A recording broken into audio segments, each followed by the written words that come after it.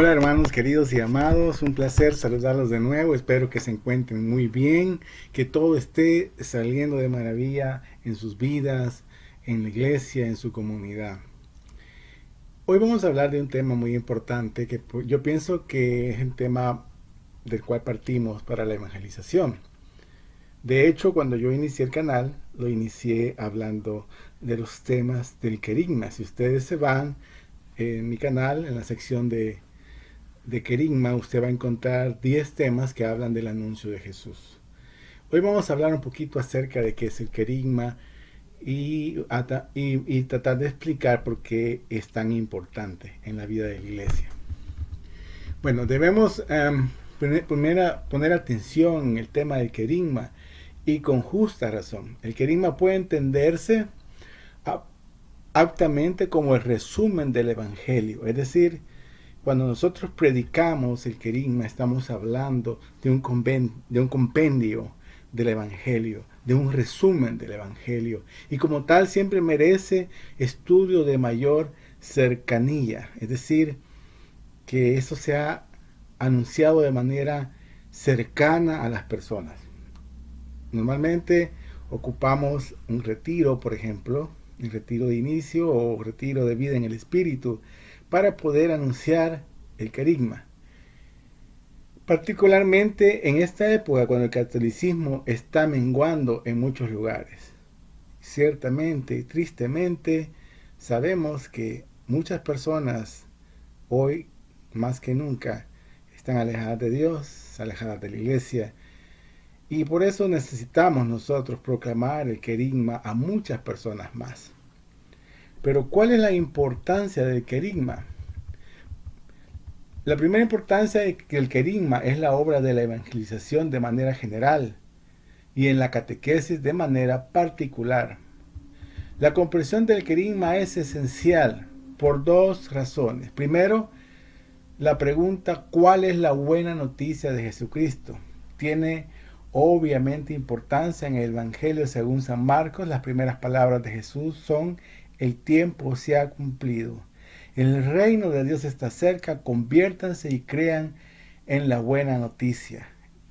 Qué maravilloso mensaje nos dice el Señor cuando nos dice que el tiempo se ha cumplido, que este es el momento para que nosotros trabajemos.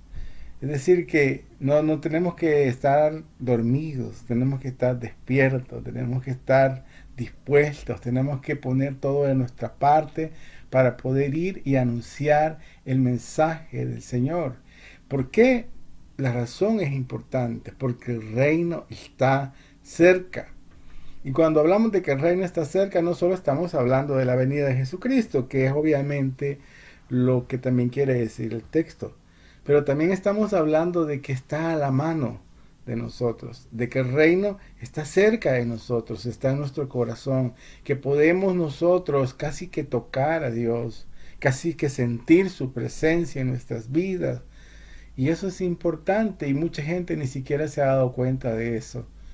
Y por eso el Señor dice, conviértanse y crean en la buena noticia o crean en el Evangelio. Es decir, ¿cuál es la regla que nosotros debemos de seguir? Convertirnos.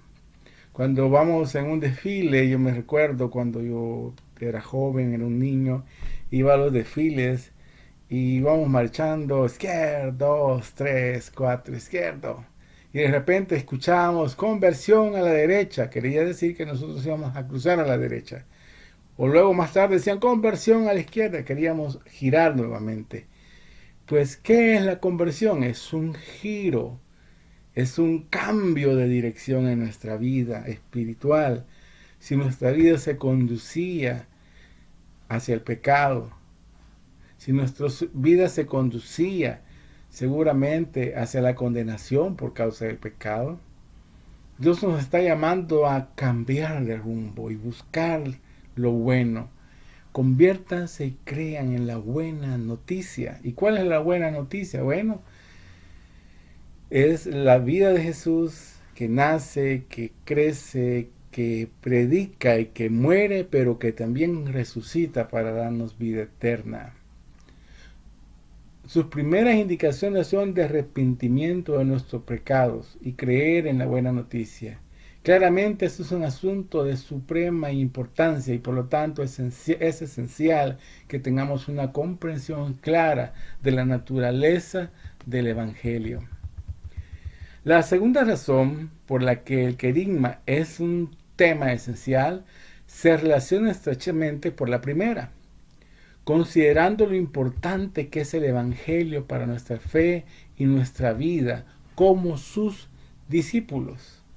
Es decir, qué importante, qué esencial es la palabra del Señor que da vida para nosotros, que da esperanza en momentos de dolor, en momentos de tristeza, que nos da fuerza, que nos da valor de seguir adelante cuando pareciera que todo se ha acabado. Los estudios han demostrado que demasiados cristianos, incluyendo a muchos de nosotros católicos, no saben qué es el Evangelio. De hecho, se podría argumentar que no solamente muchos creyentes ignoran el contenido auténtico de los Evangelios, sino que es probable que lo consideren ni siquiera buena noticia, ni siquiera noticia. Y si es verdad en cuanto a los católicos y demás cristianos, ¿cuánto más se aplica esta verdad a los demás pueblos de quienes Jesús nos dijo que hiciéramos discípulos? Tristemente, esa es una gran realidad que estamos viviendo hoy en nuestros días. Y yo creo que todo el tiempo, ¿verdad? También. Porque mucha gente no lee la palabra, no conoce la palabra, no sabe lo que la palabra dice y ven a la Biblia muchas veces como un libro más. Es más, es el libro más comprado, más vendido, pero está muchas veces empolvándose en la casa porque nadie lo utiliza, porque nadie lo lee y mucho menos lo profundiza. Entonces, si nosotros, dice, los que somos cristianos, los católicos, no leemos la Biblia, no conocemos el Evangelio, mucho menos aquellos pueblos que nunca han oído hablar de Jesucristo. Comprendiendo el querigma, el contenido nuclear del Evangelio, es decir, lo más esencial de la palabra de Dios. Y segundo, por lo poco que conoce en realidad el mundo actual entre los católicos y los demás cristianos y la población en general la palabra de Dios, se hace necesario que nosotros prediquemos el querigma, hablemos de la palabra de Dios, hablemos del mensaje central que está allí. Todo el Antiguo Testamento nos habla de alguien que iba a venir, nos promete un Salvador, nos habla de ese ser especial, Hijo de Dios, que iba a nacer de una mujer preciosa, de una virgen, y ese ser especial se llama Jesús. Y su historia se encuentra contenida en los evangelios. Y es lo que nosotros proclamamos para el inicio de la vida cristiana. Y es lo que seguimos estudiando también con el tiempo. Porque en el querigma nosotros anunciamos el núcleo, es decir, lo más importante. Pero en la catequesis nos extendemos a explicar los detalles de todo eso que en pocas palabras se nos dijo en el querigma. Ya que el querigma, como lo acabo de decir, es una proclamación. Abordemos ahora lo que es el querigma, al considerar que la palabra querigma significa proporcionar una visión de conjunto de su contenido. En cuanto al primer punto, el término querigma en sí es una palabra griega que significa proclamación y se relaciona estrechamente con los términos griegos que significan proclamar y anunciar. El querigma entonces es la proclamación o el anuncio de algo como lo acabamos de analizar. Es el proclamar, el anunciar la vida de Jesús a los demás, la buena noticia. Considera esa palabra en su sentido cotidiano. Cuando usted lee o mira las noticias, o cuando alguien llega y le cuenta algo y le dice, te tengo una notición, te tengo una buena noticia para ti, te acabas de ganar la lotería.